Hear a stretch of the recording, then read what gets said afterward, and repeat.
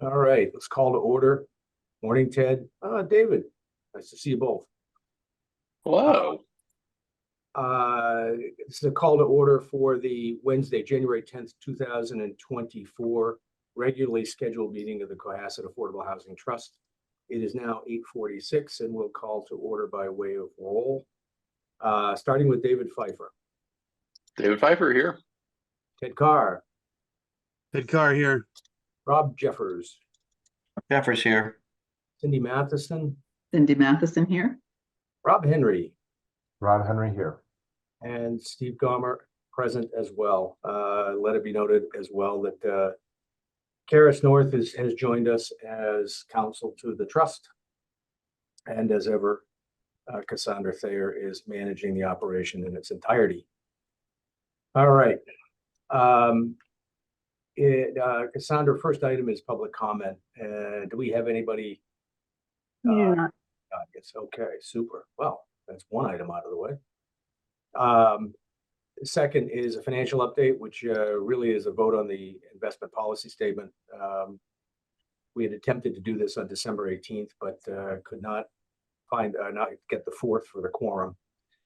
And so we bring it up now. Rob, you want to take it away? You're on mute. No problem. Doing bento boxes as we speak, so it's with the late whatchamacallit start. Here we go. Share.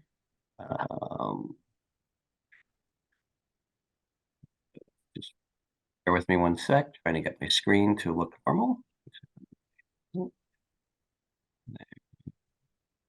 right, can everybody see that? Yes. Yes.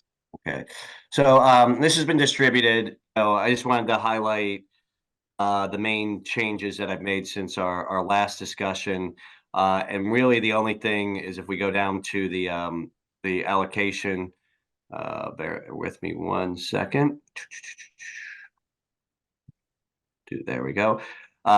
We made it so that there is some cash, and then also in the investment constraints, what we're saying, the account will maintain liquidity of at least 5% cash, professional short-term cash needs. Now, within this, everything is sellable within a day and will settle within 2 days, 1 or 2 days in most cases. So even if it's not in cash, we can we should be able to have a decent amount of liquidity. But what we would tell the managers is we want to make sure we have cash on hand just in case we need to do something quickly. With the amount that we have right now, that would be like about between 50 and 75,000 in cash on hand. Now, if they decide as an asset allocation to have more, they could go up to as high as 20% in the constraints that we have here. Besides that, I've left pretty much everything the same. Happy to go through it again if people want to, or you just let me know what you'd like. Yeah, we questions from any member of the trust. I think this sounds great. I think having a little cash is good. So if we need to pay bills or whatever, I mean, it doesn't really sneak up on us, but I think this sounds like it makes sense to me. A couple of things to keep in mind here. Yes, Ted, we do have a regular cash flow out, whether it's for attorney's fees or just ancillary stuff that arises. But we also have commitments we've made, and we've got to be ready to recognize the funding requirement for that. So as an example, we've got money outstanding for South Main Street. I say money outstanding. We have a commitment outstanding for South Main Street. We have a commitment outstanding for 808 Jerusalem, right? And we have commitments outstanding for completion of Elm Street. So those things come to mind. And that's why I think a cash reserve is an absolute requirement, because the last thing we want to do is be taking from the trust if there is a decline in asset prices such that we're taking money from a declining asset. We're hindering ourselves doing that. So to the extent that we know we have those payments, I think we should reserve for them now, retaining a cash balance and then moving ahead with the allocation that we have. That's my thought on it. I welcome any other commentary.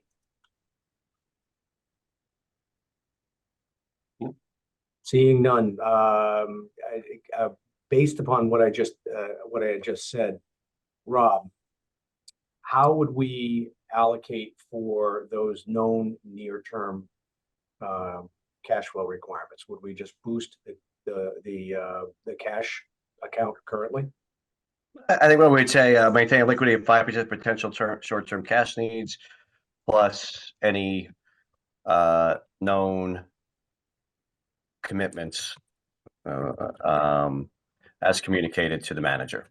So we'll communicate to the manager that we're going to have, whatever that amount is, and we'll know that they need to keep that amount in cash. All right, guys, just grab the spell. Yeah, I see that. You don't spell as with 2 A's? I do, but I do. Me too.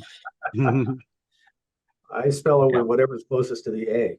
Just so long as you don't spell it with 2 S's. Yeah, no, that would be wrong. That'd be wrong.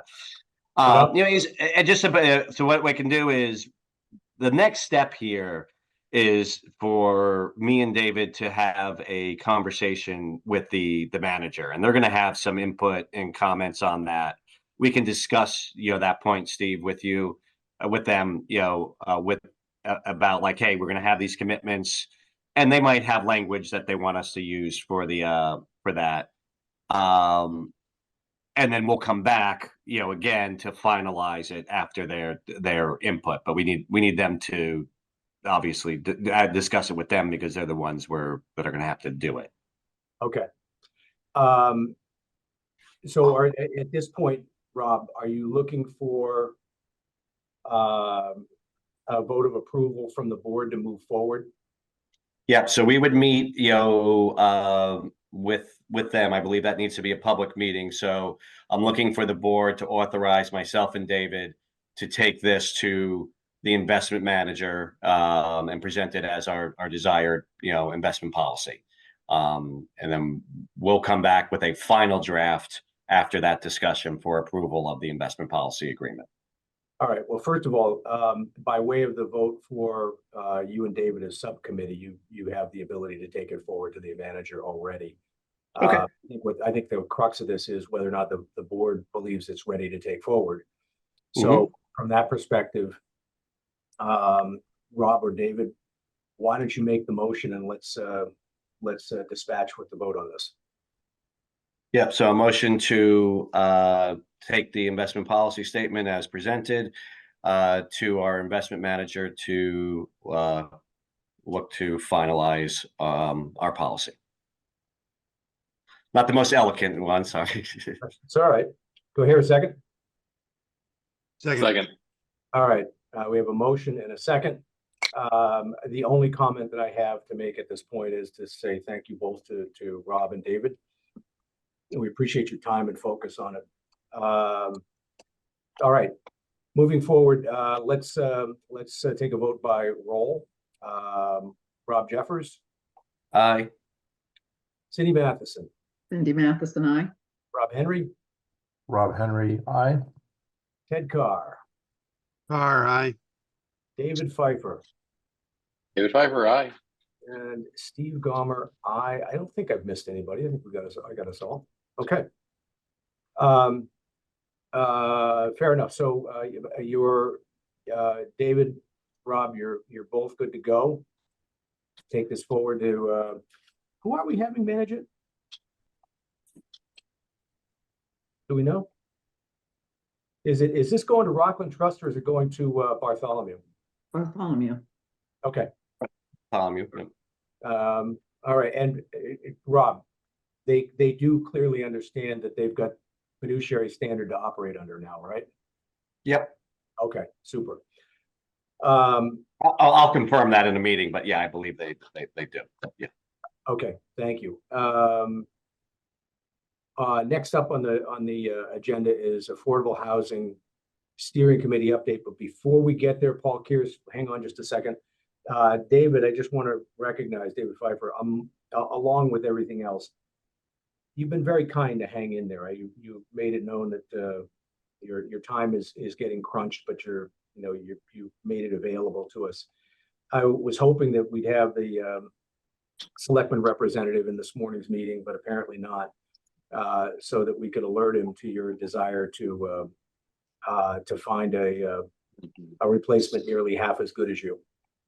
So we just wanted to say thank you very much. We appreciate filling the role.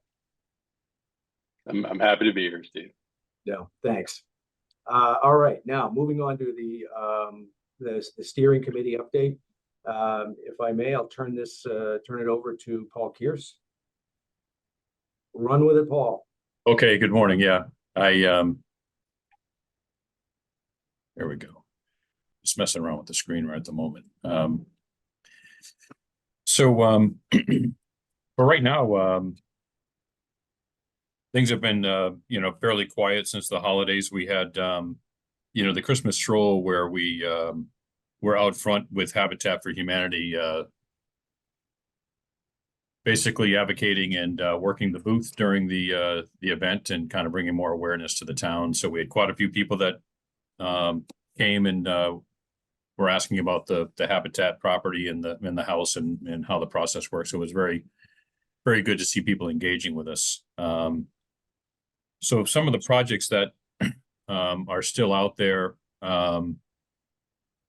we haven't had much movement on at all. And that is basically South Main Street. Again, we haven't heard. I know Cassandra was going to follow up with them to see if he was still going to come to the trust for funding to help with his one unit. We haven't, building inspector hasn't heard from him on getting, water and sewer approved yet. So we're not sure where he is there. And in the village where the old gas station is, heard from the new property owners there yet if they're going to stick with the existing plan of apartments or condos. I don't remember which the final plan was on it, whether it was condos or apartments. And the other big project out there is One Pleasant Street. I think we all know that the town had a desire to acquire the building, and it did not pass ballot box. And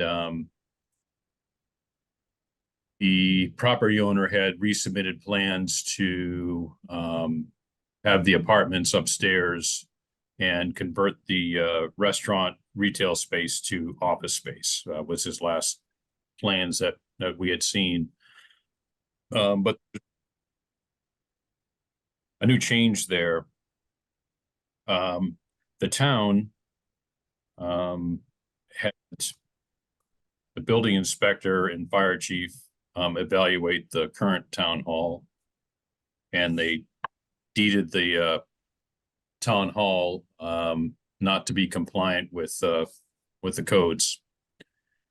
So I'm not sure what the process is for them, but they're going out for bid to lease temporary space so that they could move out of the town hall, bring it to code, and then move back into the hall was the premise of the RFP.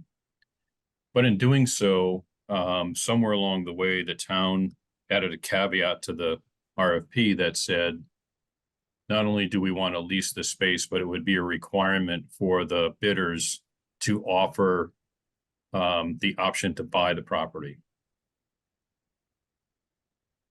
So when that option was part of the bid process, the property owners of One Pleasant Street had submitted a letter to the planning board, which I believe they're going to be going to the planning board, to where they now want to convert the property to condominiums. So if approved, we would only get credit for 4 units, and the others will not be counted towards the housing stock. In the letter to the planning board, it states that the reason why he wants to convert it to condominiums is for the sole purpose of qualifying for the town to lease the property with the option to buy so that he could eventually sell to the town. Since then, there had been an addendum to the RFP that I have not read yet, but I believe it relieves the requirement for the option to buy. So I'm not sure where that stands with the property owner at this point. So that would be kind of devastating for us as far as the housing count goes, because we were going to get credit for 14 units. And now we're only down to 4 if he converts to condominiums.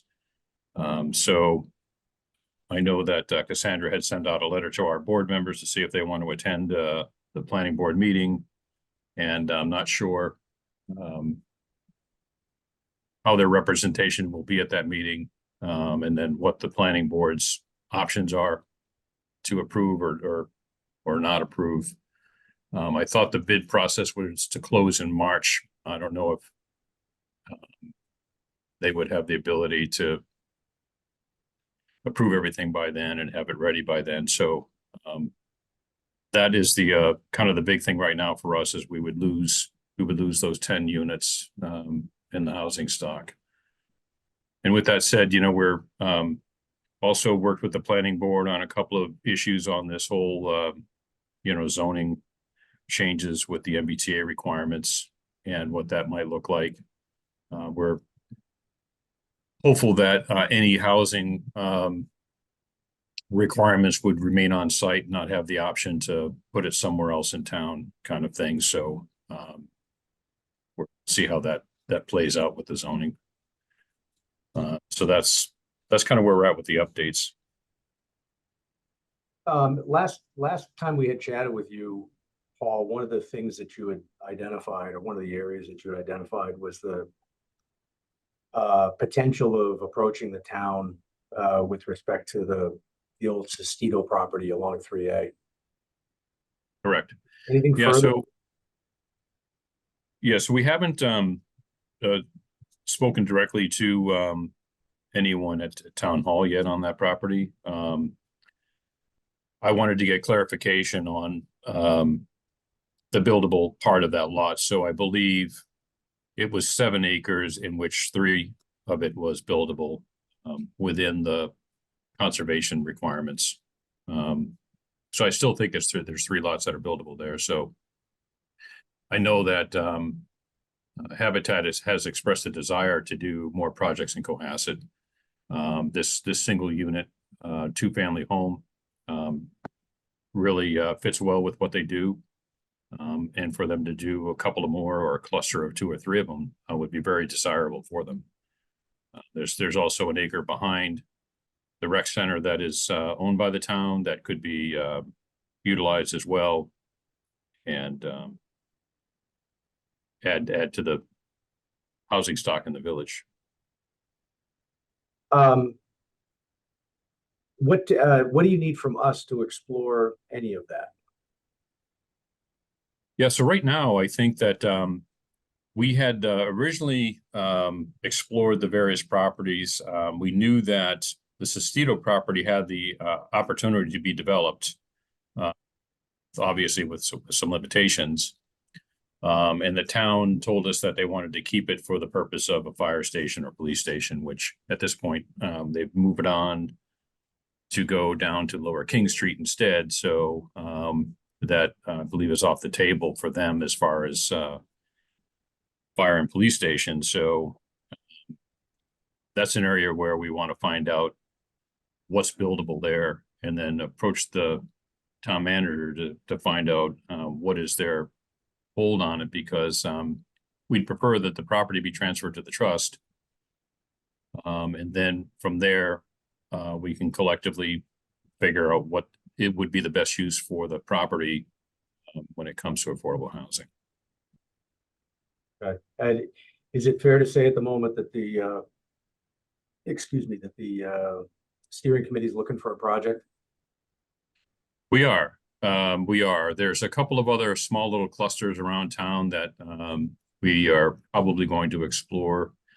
We're trying to get this Habitat piece under our belt. as soon as we find out from them when they can start breaking ground, then we'll have some known factors of our role in that property. Okay. Right now, we're still kind of up in the air as to what do you want us to do? When do you want us to do it? And then there's a couple of other clusters of properties. I think one of the things that our committee would entertain is kind of doing more than just advocacy. I think we'd like to be able to get a little more involved in some of the decision-making process, or helping facilitate processes that would help in the affordable housing side. So give me an example of that. Well, a lot of what we do right now is we learn about a project, and folks come to us that own property and say, hey, you know, I'm required to, by the town bylaws, to put in affordable units. I'm looking for help for you to support me and go to the planning board and help us, you know, kind of push this project through. I think that in smaller projects, we would have the ability to take it a step further and help these folks not just navigate through where they have to go, but also, you know, assist in whatever aspects they need to get the property built, whether it be some sort of project management process or some oversight on the, did you go here, did you go there kind of thing. We know that, you know, the property down by St. Anthony's, you know, we haven't had any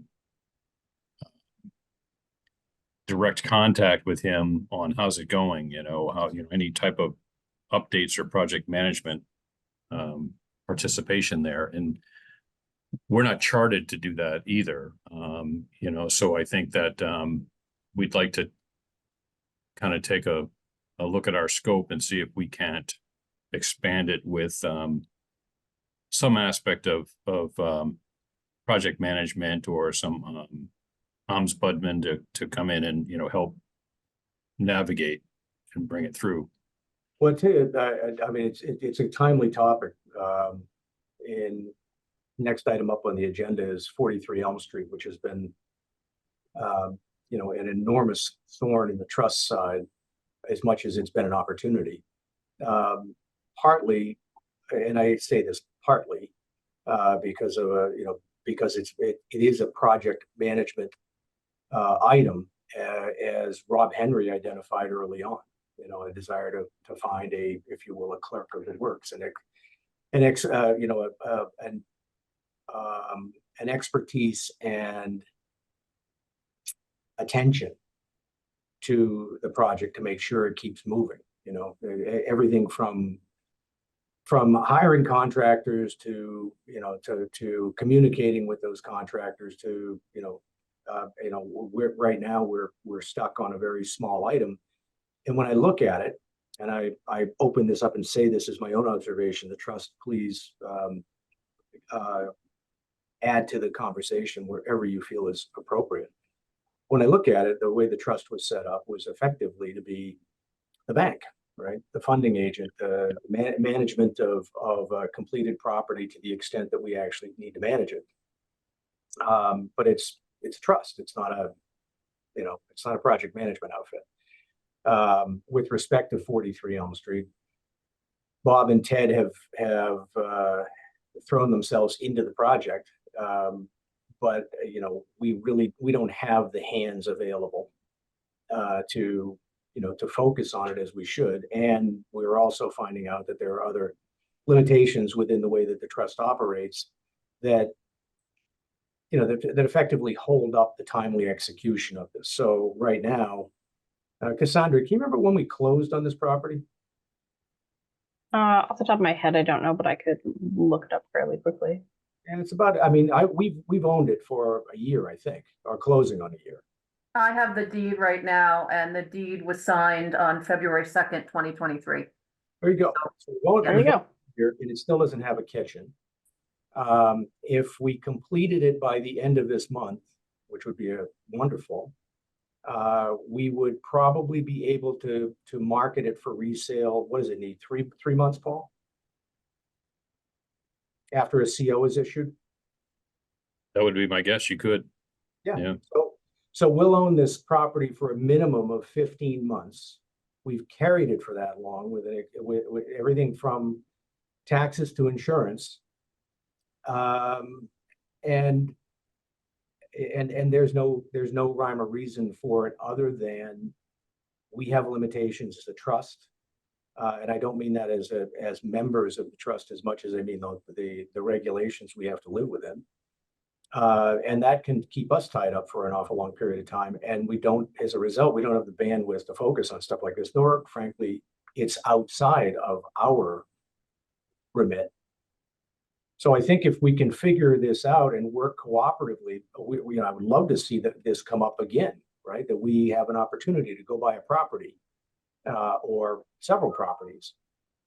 But I think the lessons that I've learned from this is that there's a scope of activity that trust can take on effectively, and this is probably outside of it. Yeah. So as luck would have it, you have a board member who is familiar with a couple of the quasi agencies that do what we need to be doing.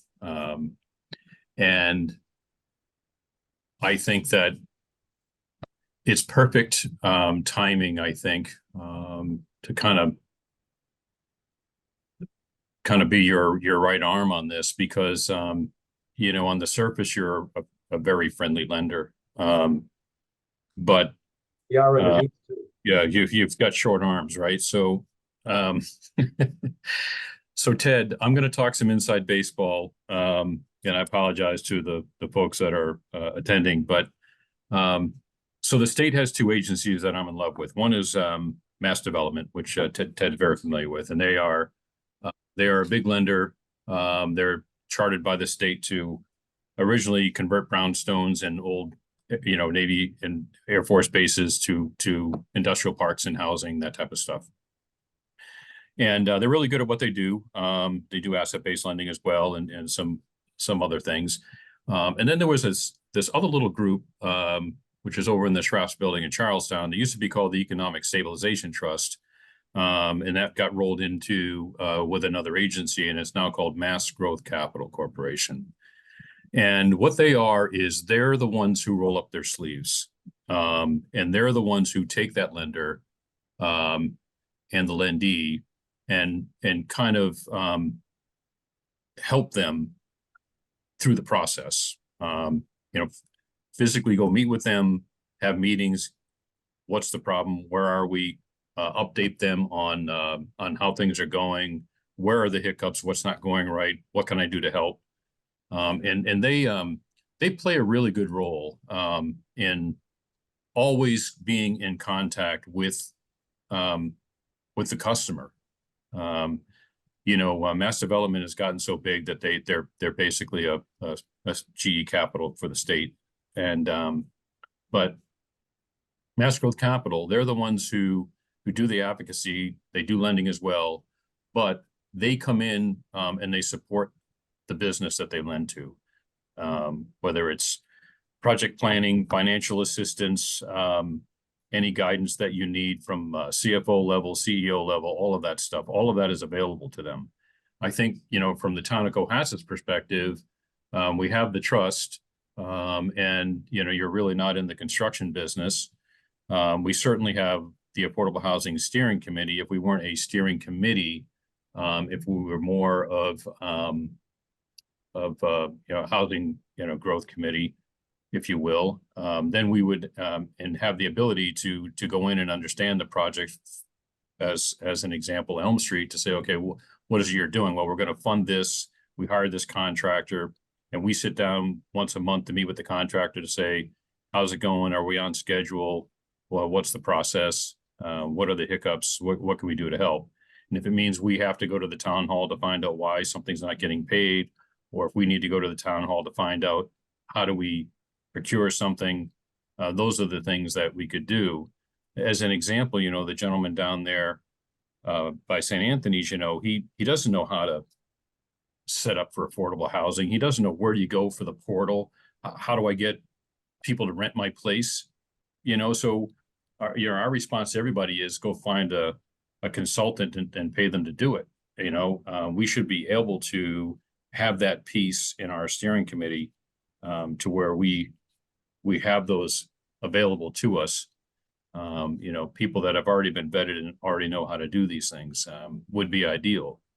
You know, NeighborWorks is a group out of Quincy that does similar work. You know, they go ahead, they put in the affordable housing, but they help you all along the way from the building of it.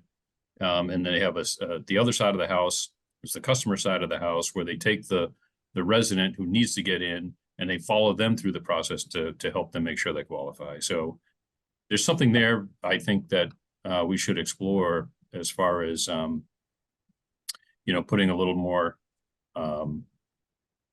strength into what the steering committee does. So is that, the only question I have at that point then is, Ted, I'll get to you in just a second, is when you look at the committee's assignment, right? Does it currently encompass this level of activity? Yeah, I think we'd have the opportunity to, once we can redefine the scope of what we do and what we have to do, then we could take a look at our board. You know, we originally started out with, I think, 9 members, and you know, because we were advocacy, you know, it was hard to get a quorum half the time. Right. And we just sit back and wait for a contractor to come into town to say, hey, I want to build something. And I'm like, oh, a customer, you know? So if we had the scope, we would then be able to attract the talent to the board to kind of build what we need to do. Yeah. I guess what I'm driving at is do you believe, because I haven't looked at the language of the committee assignment or any changes to it.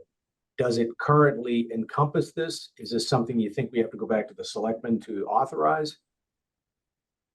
Yeah, I'd have to take a look at the original charter. It was really a lot of advocacy and reporting to them quarterly projects. And Ted had a question. Yeah, no, Ted and Karis does as well. So I guess from my perspective, I'll start with the obvious. I think this is a great idea. I would absolutely welcome this kind of assistance. I hope others would. I remember reading the charter on this thing, and again, I kind of come from the Beg Forgiveness School of Government. I don't think it really prohibits us. I don't recall it saying you can't do this stuff. I mean, we have identified needs. Certainly Rob and I have stumbled on it with Elm Street. Like, I think the more people that are willing to, you know, kind of do this kind of stuff with us, the better we are. I would look at it as, you know, to fully qualify opportunities to provide these kinds of services. That's what you get to a bona fide real deal, more than waiting for the phone to ring. So I love the idea, and you know, to the extent that members there would be willing to do it and we could work it out, I think it's a great addition to what we're all trying to do. Yeah, we did have an example recently where the old Avalon is called the Preserve now.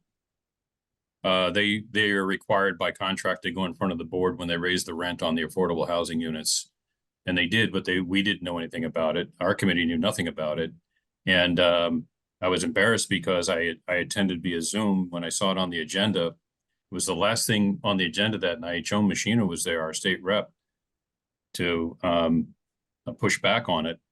And I requested 3 times to speak, and they denied me because they said they were running out of time.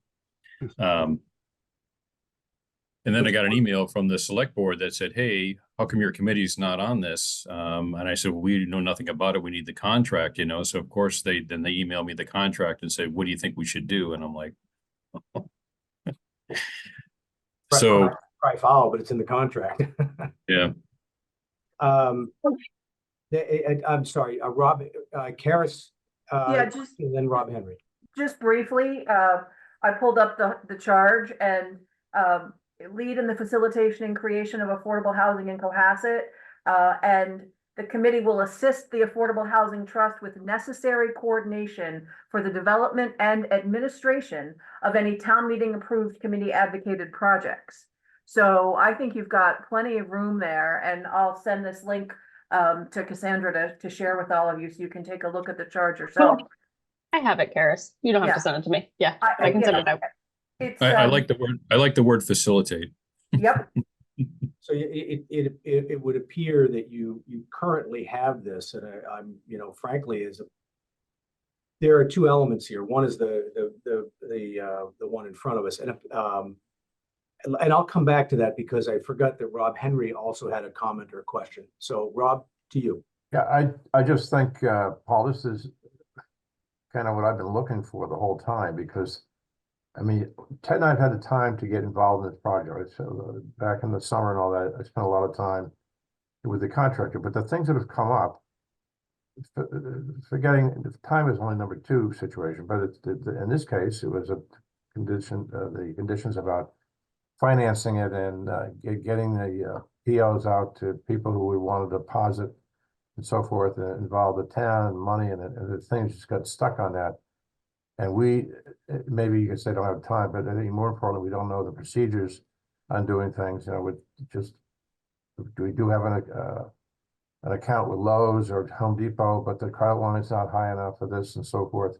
So I think that if the planning, if it is your committee, can have somebody as we call whatever, oversee or a little bit of project management, because I know when I was looking around for somebody to manage this project, I had a guy that could do it, but yet we'd have to pay him something. And the thing is that the contractor that is working at Elm Street has the ability, he knows, and he can run his own project. The stumbling block was purely the finances. He was not willing, and we can judge whether that's right or wrong, but he was not willing to put his money out, even though we would reimburse him within a couple of weeks. He didn't want to put it on, plus he didn't have a big credit line either. So I just think just by virtue of having these projects and having somebody on your committee to oversee and to know where to go to get answers would I like the word, to facilitate getting this done. This project easily could have been done 3-4 months ago, easily. Yeah. Because he was already this guy blocked, I talked to him, he blocked out the time, and then Ted got involved and tried to help at the town hall. And the whole thing just, stumbled because of the financial part, not because of the work that has to be done.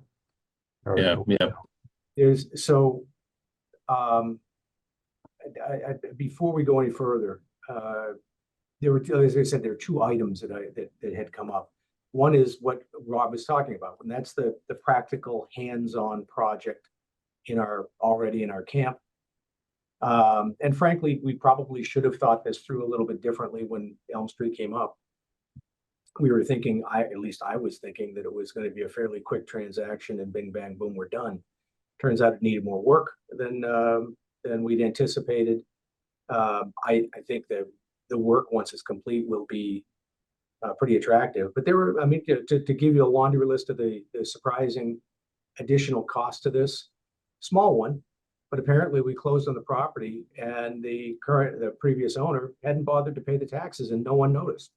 So we get to pick up the final quarter. Wasn't that nice?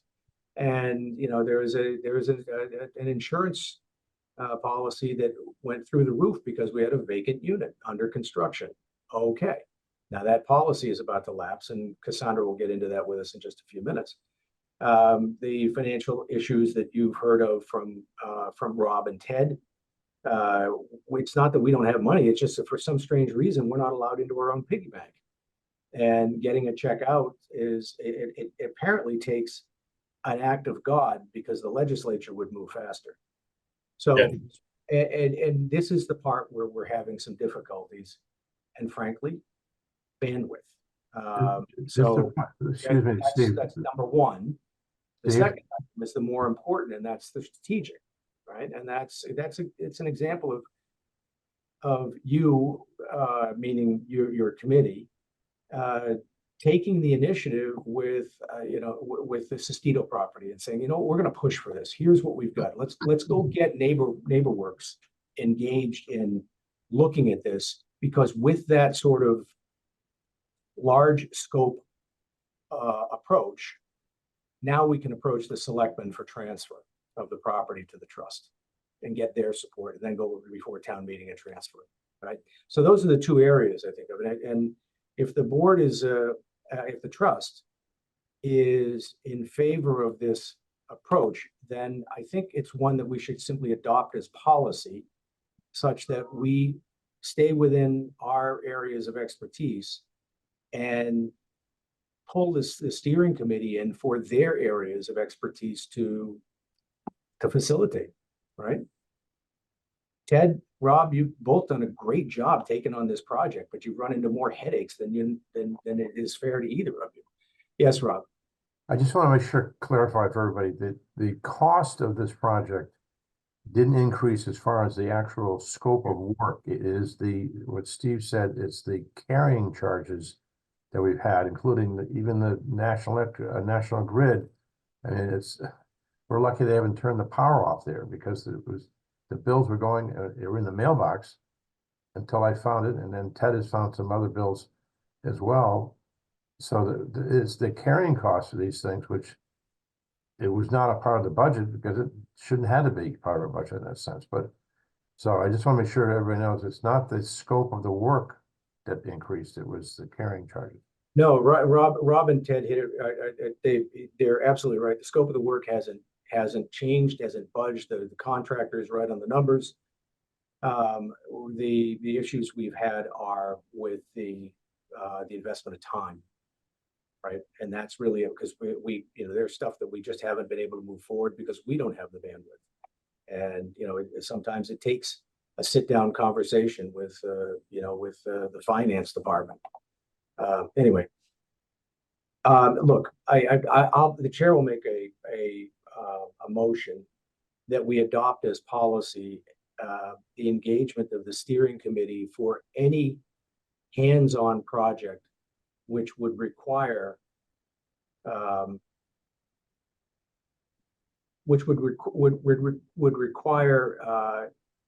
participation in the oversight of project management for either the repair or development of affordable housing units. Yeah, I love it. Second. Second. So be Yeah. aware that we're simply voting on a policy. This has, it can be changed at any point, right? But I think it's important for us to recognize that we have a toolbox around us we haven't been using in this, and thank God it comes up now with Elm Street as opposed to later on with something really large.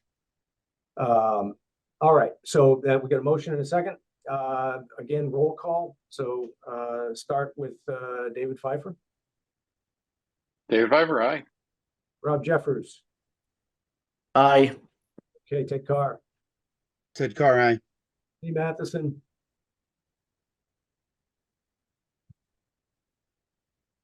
Sorry, Cindy Matheson, I. Thank you. Rob Henry. Rob Henry, aye. Steve Gomer, aye. All right. Paul, God bless you. You're on board with it. Can I propose you can So, yeah, could I get a summary of this? I would ask for meeting minutes, but we have our next meeting is the 16th from 4 to 5 p.m. So I don't know who's taking meeting minutes, but if I can just get a summary of this particular vote and conversation, I can go over that with our board, our committee. If not, I'll go by memory and Zoom video. No, because we have a person who transcribes this from the recording. Okay. And so I defer to Cassandra as to whether or not we could get that done. Okay. Yeah, so there is a consultant who does the minutes, but I don't know that they will be done in time for your meeting. Okay, that's fine. On the other hand, you may be able to clip the recording Okay. and just look at the particular element of the recording. But listen, we appreciate it, and if I may suggest that Paul, your committee connect with Rob and Ted to see what they might need to Okay. for oversight for completion of the project at 43 Elm. Ted? Yeah, can I just first, I want to thank Paul for, stepping up to do this. I think this is going to be great for everybody. I would like to add, Rob Henry and I have learned a lot, very much with the help and thanks to Cassandra, who has helped us figure all this stuff out. We are much better today than we are at it than we were when we started. And stuff like the kitchen and all that, we're on track. So Elm Street is going better than it had been, and we're going to get it done. So we've learned a lot. But I think this is very welcome stuff. And we'll give you a fuller briefing under the Elm Street category. There was, and I'll send it around, Paul, I'll send you a copy, but there's a grant that came out from MAPC, Technical Assistance Program, that among other things can go towards accomplishing the state's housing choice. And it was forwarded to me by the Alternative Energy Committee, but there could be some state funding that could help us with project management and other things. So I'll send it around. It looks like we could put a placeholder in with a simple letter, which is due soon, and I would be glad to do the letter, but there's some other resources out there that can be in this category, like Paul has mentioned, where we could bring some other things together. So anyway, there's this grant out there that it's really a funding source based on appropriations, but it might be available to us. The Alternative Energy Group looked at it for some things they were doing. They did not qualify, but sent it to us because there's part of it under the housing choice. So there's kind of things out there that we can also, as we continue to go, talk about some of these other resources that we could pull together, to help us, accomplish our goals. So I'll send this around to everybody. Have a look. Great, thank you. Yeah, the state loves technical assistance funding. They do a lot of it every, so, and we can talk to the PIC, Property Casual Initiative folks too. They do smaller housing development projects as well, so. Really? To hang around for a little bit there, Mr. Kears. Cindy Matheson, I see your hand up. I'm just wondering I think that sometimes cross attendance with both of our meetings is really helpful. Would it be good to ask or invite Ted or Rob Henry to attend your January 16th meeting for some of the details? We can. What's on our agenda right now is just some subcommittee updates, and this would fall into that category. So yeah, if either one of them could attend from 4 to 5 next Tuesday, that would be great, and I can kind of approach the committee with what we talked about today. Okay. All right. Are we done with this topic? Because I want to go back to Ted for just a second. And Ted, first of all, does anybody on the board object to Ted writing a letter to request inclusion for consideration of this grant? All right. Seeing a lot of head shaking, no. Ted, why don't you draft the letter? Let's take a look. Okay. And get it out. Okay, I'll draft it. If it's okay, I'll send it to Steve and Cassandra just in the essence of timing, and we'll see if we can get a letter put in as a placeholder for these very things we've been discussing, because it looks like that's the type of thing they're looking to fund. Great. And we'll see if we can push that thing. Karis, you got any thoughts? Yeah, it would be useful to have a vote allowing Steve to sign off on that letter on behalf of the trust, so that I don't want you to sign it on behalf of the trust without authorization. Good Steve idea. or Ted. Yep. Okay. Thanks, Ted. What do you think for timing on that? I could do it today, and I'll send it out by the end of the day. Great. Unfortunately, it's due on the 12th, so we got to kind of turn it around somewhat quickly, but I'd be glad to make a motion that subject to what we're talking about here, and we get a draft letter and Steve's comfortable with it, that Steve signed it on behalf of the trust, and then we send it in. Great. Let's go for it. By the way, you think electronic signature will fly on that? Yes. Okay, great. Let's move on to the last topic because I've got 10 minutes left here. Updates and We need a vote on that? What's that? Oh yeah, let's vote. Oh, I geez. think we need a vote. All right, hang on for just a second. we will vote on that. Time is 9:36. I got 9 minutes before I have to go. If necessary, Ted, can I hand off to you? Sure. All right, the motion on the table is for Ted to draft a letter, a placeholder letter asking for consideration in the grant program. That letter would be reviewed by me, Cassandra, if necessary, Karis, for my signature for representing the trust as a whole. That's the motion. Second. Is there a second? Come on, you guys, we've been down this road before. Rob's done it. Second from Rob. Rob said Alright. second. Yeah. All right, thank you, Rob. All right, so here we go across the board. Rob Jeffers, Aye. David Pfeiffer, David Pfeiffer, aye. Rob Henry, Rob Henry, aye. Cindy Matheson, Cindy Matheson, I. Ted Carr, Ted Carr, aye. Steve Gomer, aye. All right, motion passes. Get after it, Ted. We'll Okay. get it out. We'll make sure it's in before the 12th. Updates on 43 Elm Street. I turn it back to Rob and Ted. Rob, you want to go first or? No, you go ahead, because it's really now on Sure. the financing of the additional, I think because I mean, we're all ready to go if we get this. Yep. But get So these for- purchase orders, put the purchase orders in and get delivery and get the Yep. thing. So basically, I'll give you just a quick update on that. So Richard Jones, our contractor, has for the most part completed the work that he can, pending a few last deliveries. The unit is in great shape. I am around at any time if anybody would like to come and have a look. We're quite pleased with how it has come along very well. Two outstanding items. Thanks to Cassandra and others at Town Hall, we now have a pathway to order the kitchen. Richard and I will go this week. We have to use a different vendor. We have to go to Home Depot at the request of the town. We're glad to do that. We have that scheduled for Wednesday of this week.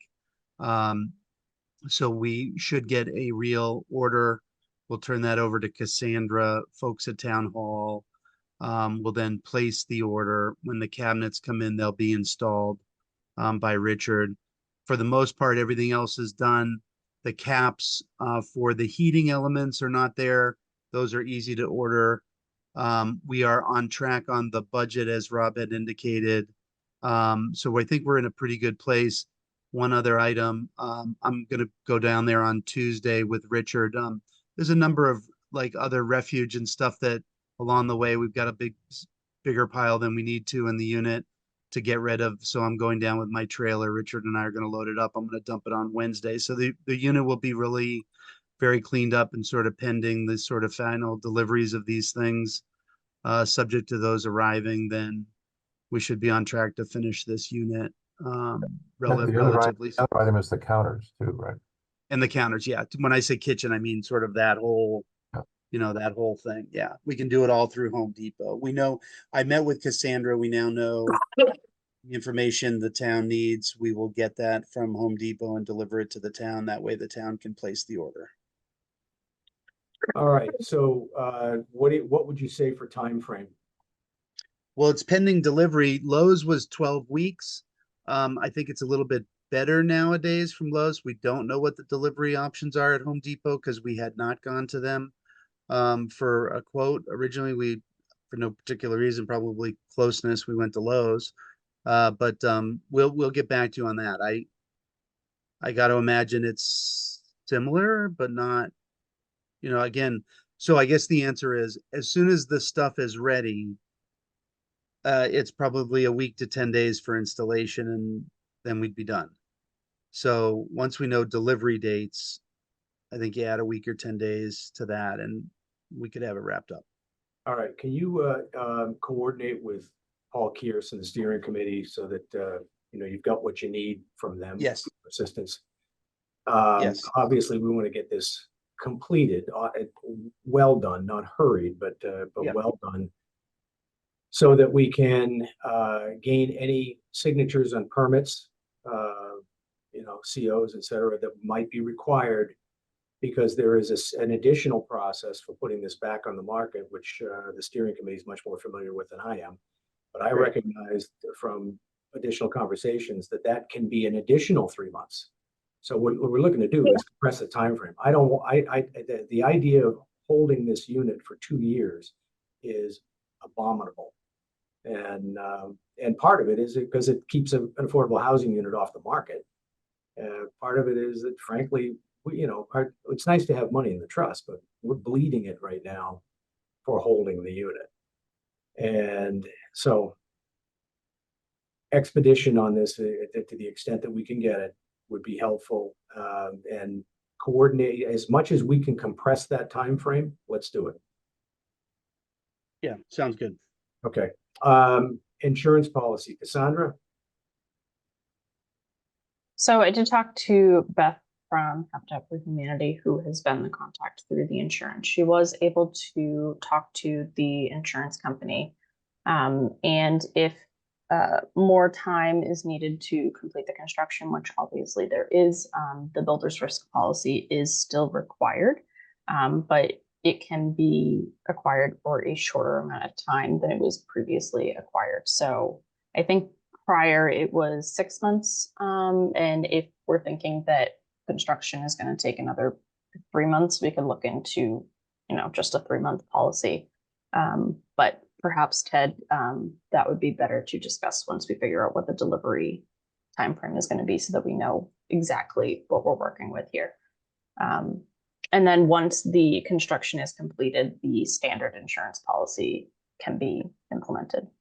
All right. And Paul Kearse, if you're still on the line here, now Kearse, I'll get right back to you. Yep. Paul, if you're still with us, you had mentioned a state agency that often deals with property casualty insurance. This would be an area where we'd want to look into it too. We've got the condominium association insurance. This is a kind of a messy arrangement at the moment. I believe the chairman of the condominium association is still Habitat.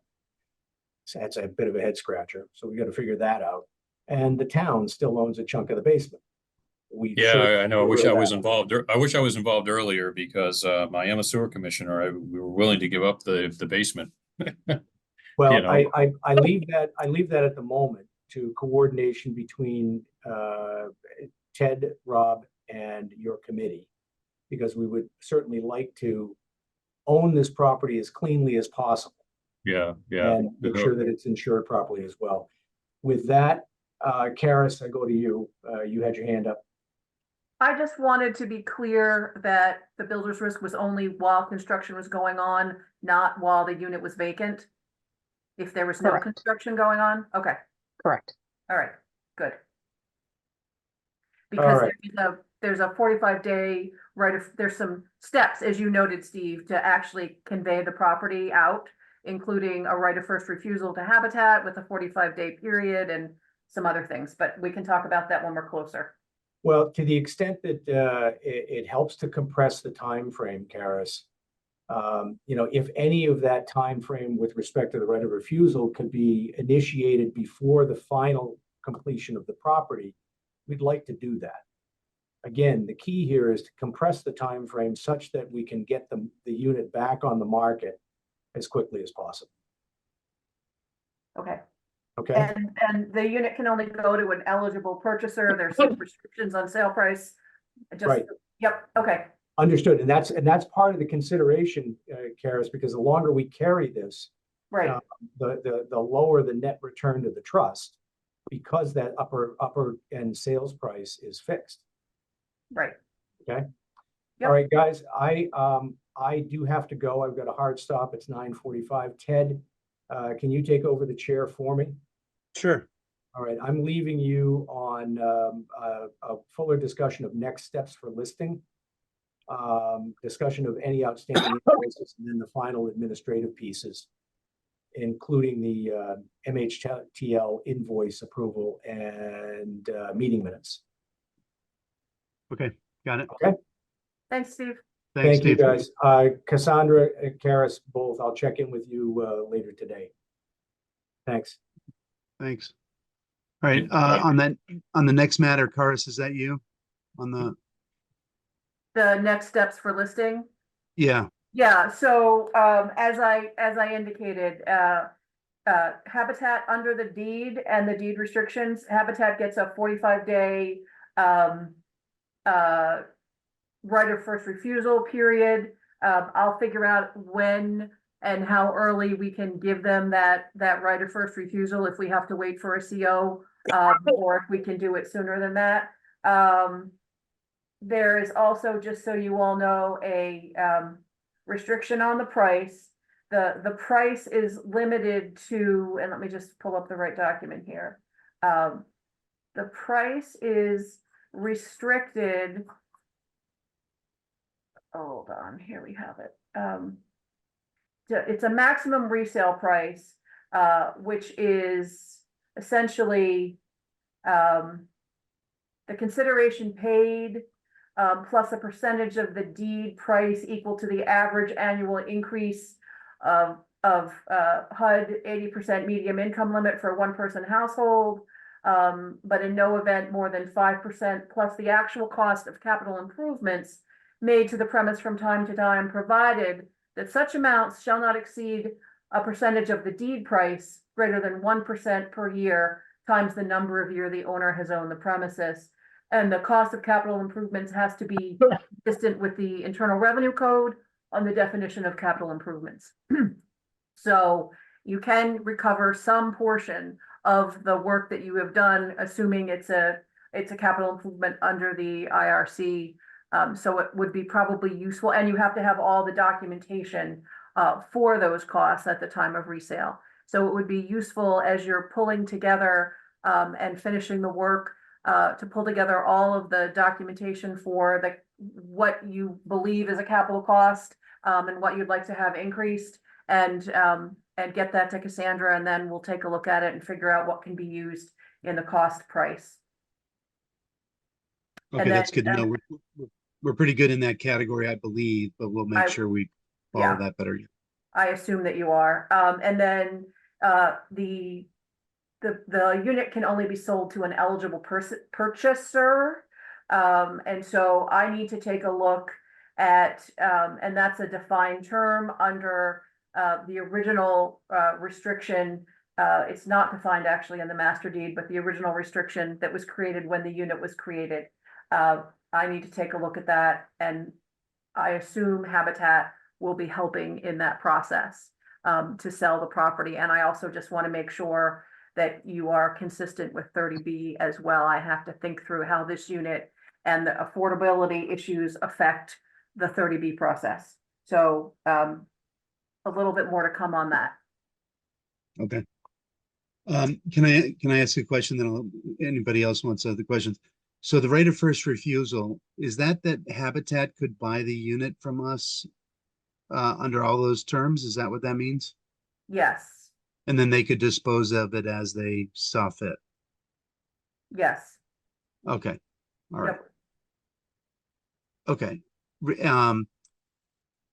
So this is all great information. Again, the unit is in significantly better shape, and if anybody wants to come down and have a look, I'm glad to show it to you. We did change the door and the locks on the front, so Cassandra and I and Rob have keys. And so if anybody wants to have a look, I'm around. So, let me know. I'm glad to show it to you. It's come a long way. All right. Anybody have any questions for Karis on this matter? I just had a quick question. Karis, just so I'm clear, is there anything you need from me in terms of next steps, or are you just going to be looking over the documents to determine the best route? Yeah, I don't think I need anything from you right now, Cassandra. I think I'm all set. Okay. If I find that I do, obviously just keep the list of the improvements and the receipts for all that in one place. Yep. That's all. Yeah. Okay. Any other thoughts on this category, everybody? Everybody good? All right, great. Next, I think, what do we have? Some unpaid bills? Yes, so you have two invoices to approve. One is for, actually, sorry, you don't have two, you just have one. So it's just the invoice for Karis's services. Do you need me to pull that up? I think I remember looking at it.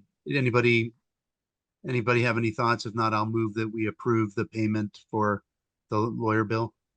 Is there a Second. sec? Rob Henry, second. Anybody have any questions or concerns about Karis's Whopper bill? Just kidding. I know, it was $800, I think, something like Yeah, that. exactly. Yeah, The next All right, one, so- sorry, I don't mean to interfere. Go ahead. not at all. So I'll do a roll call. Rob Henry, Rob Henry, aye. Cindy Matheson, Cindy Matheson, I. Rob Jeffers, Jeffers, aye. David Pfeiffer, David Pfeiffer, aye. Ted Carr, aye. All right, so the bill is approved. Do we have minutes? Yes. I'm gonna head Okay. out. Okay, thanks, Karis. Thank you all. If you need anything, you know how to find me. Take care. Great. Bye-bye. Happy Thank New you. Year. You too. Do we have a motion to approve the minutes? So moved. Cindy moved. Is there a second? Second. David, second. Okay, roll call. Cindy Matheson, Cindy Matheson, I. Rob Henry, Rob Henry, aye. Rob Jeffers, Rob Jeffers, aye. David Pfeiffer, David Pfeiffer, aye. Ted Carr, aye. Okay, the minutes are approved. Anything else, Cassandra? I don't think so. I think that sums everything up. So your next meeting Great. is Valentine's Day. Oh, how fun for us. Sounds great. So you all Yeah. better come dressed in pink and red. All right. I want chocolate. That's awesome. Hey, just before we go, if I could mention, I also serve on the school committee. The superintendent is leaving us. We're formulating a committee to help to recruit a new superintendent of the schools. If anybody has any interest in serving in that capacity, if you want to send me a note, we're looking for people to help us. That's my unabashed pitch for the schools. Is there, can I have a motion to adjourn? Motion to So adjourn. moved. All right, second, Rob Seconded. and Yeah. David. All right, roll call. Rob Henry, Rob Henry, aye. Cindy Matheson, Cindy Matheson, I. Rob Jeffers, Rob Jeffers, aye. David Pfeiffer, David Pfeiffer, aye. and Ted Carr, aye. Hey, Thank hey, you to Paul Kears and Cassandra. Thank you guys for everything, and we'll see you on Valentine's Day. And Paul Kears, Rob and I will coordinate. Oh, Rob Henry, go ahead. Yeah. I know, Ted, just, can I give you a call in the next few minutes after we? Yes, absolutely. Yeah, Yeah, okay. yeah. And Paul Kears, we'll get back to you. We'll get somebody for the meeting on the 16th. Great. Thank you very much. Take Okay, care. thank you, guys. Bye. Okay.